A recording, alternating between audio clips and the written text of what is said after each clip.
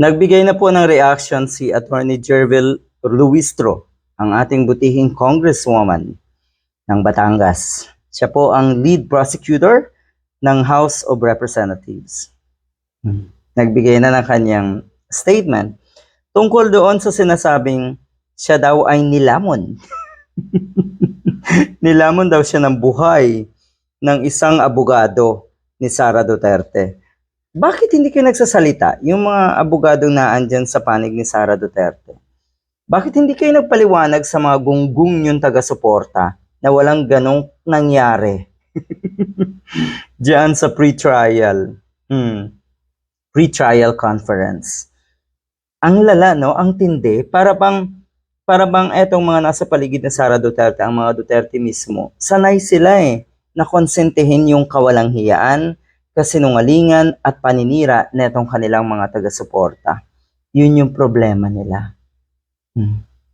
Kinukonsente netong mga ito. Talaga lang, walang mga abogado na matitino sa paligid ninyo para hindi malaman kung ano ang nangyayari sa mga ganitong conference at para ipaliwanag na rin sa mga DDS na nagpapakalat ng ganitong klaseng kasinungalingan. Anong gusto niyong ipahiwatig? Na magaling yung grupo, yung mga abogado ni Sara Duterte? Talaga lang, nangungopya na nga daw sa puntong ito na nasa pre-trial conference pa lang, nangungopya na daw ng list of witnesses etong mga ito. Nakakahiya.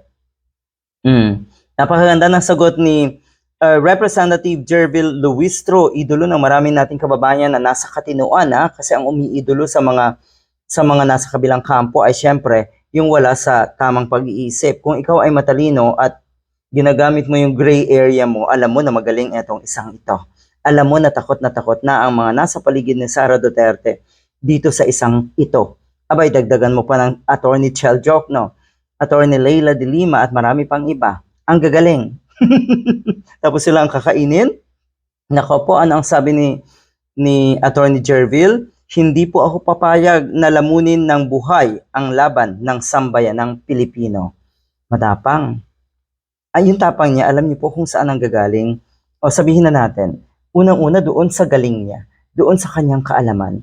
Pero sa tingin ko, yung tapang niya, lalong umigting yung tapang niya dahil alam niya na sila ay nasa tama, nasa katotohanan. Yan ang totoo.